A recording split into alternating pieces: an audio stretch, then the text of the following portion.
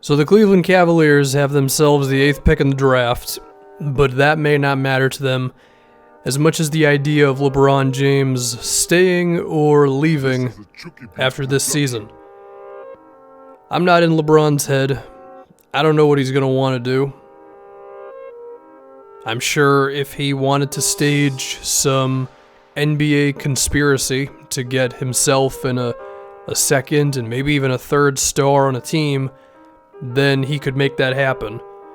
The one thing I always go back to is he and Paul George sign with the Lakers, and the Lakers trade for Kemba Walker.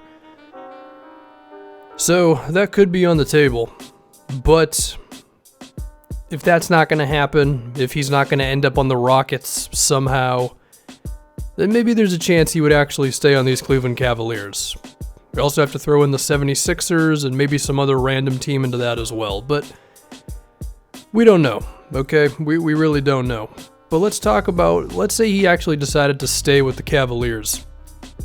If that's the case and you're Cleveland, do you trade this 8th pick?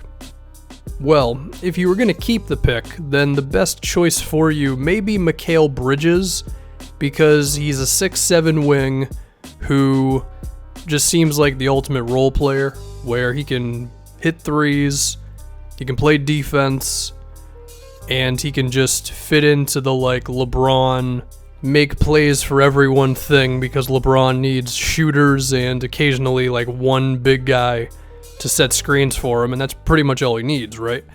And that could hold you over if James decided to stay, but at the same time, would LeBron really stay, given this team that he has around him that needed 7 to beat the Pacers, and if they're going to beat the Celtics, needs 7 as well, and then has no chance in the NBA Finals against the Warriors or the Rockets? You think LeBron would stay for after all that? I mean, it'd be definitely risky. And I don't think Mikal Bridges, for as good as he looks, doesn't move the needle that drastically for you. So it would probably make more sense to actually move the thing. And I mean, I mentioned Kemba Walker a moment ago. I do think that is a possibility, where you trade the 8th pick and any other super future way out there picks that you may have if you're Cleveland, to make that a little sweeter for the Hornets, and then you would just give them some sort of contract stuff. As far as what all that actually is, I don't know. Maybe you include George Hill going to Charlotte just because he has that non-guarantee, 3rd year or whatever it is. So that could be some relief for the Hornets, and then you could get Marvin Williams back or something. Or maybe Nicholas Batum. I mean, you would have to take yourself kind of a loaded contract. That was weird English, but we'll get through it. So that's an idea.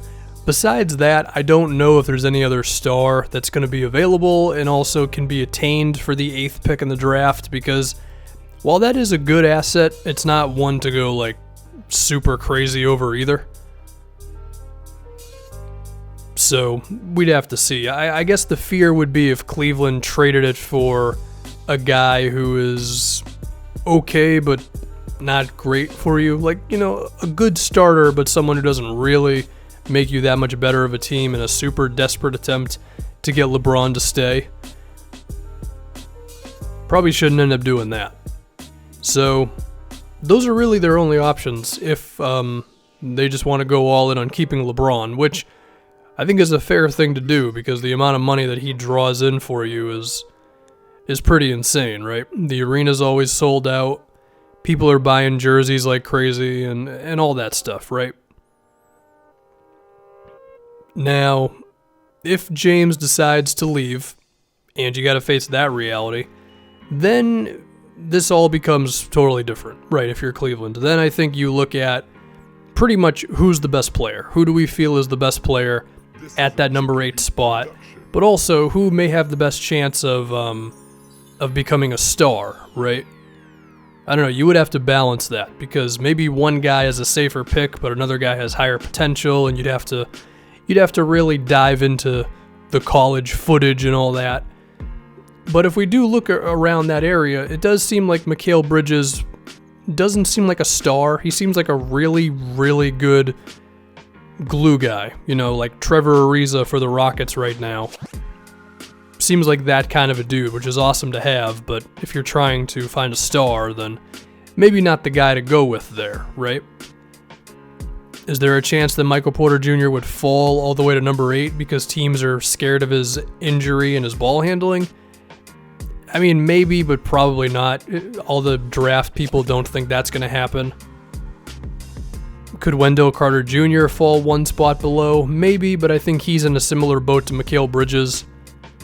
It honestly might be Trae Young. Like, that might be the guy that you would swing to the fences with, where if it works out, he could be that big-time scorer for you, and around where you're selecting, he may be the one guy who can actually get some people to come to the games, especially if he has a hot start to the season, because Mikal Bridges may be an NBA nerd's ideal player, and I think Miles Bridges can be put into that same boat for different reasons. You know, Miles is more of a guy sometimes closer to the basket and stuff, but you know, Trae Young's the dude who could get some more of the casual fans to attend the games. And I mean, I've said this before, like, that stuff matters to NBA owners, right? Like, you're trying to make some money. You're not just trying to be under the entire time. And for what it's worth, I mean, if you were to keep Kevin Love, which I don't know if you would actually do, maybe you would try to get something for him, but he would also be 30 years old next season, so I don't know what he would totally draw from a trade, but, you know, that's a conversation that can go either way. But if you did decide to keep him, offensively, you could actually be kind of respectable with Trae Young, depending on how good he would be in year one, and then Kevin Love at power forward / center, right? But then again, Kevin Love may be your only option to actually get real assets back if LeBron were to leave in terms of draft picks. It wouldn't be too crazy. And I don't know if anybody would give you anything more than one first-round pick for the guy, but it would at least be something, right? So I don't totally know what they would do. I feel like you could make a rationale for either decision, but all of this is still dependent on what LeBron wants to do. I guess if they think Colin Sexton could be better than Trae Young, then they could go in that route as well. Pretty much what I'm getting at is if LeBron goes, then maybe you try to select the guy who you think could get the closest to replacing him. I mean, no one's going to replace the guy who could be the best player of all time, but you know what I mean.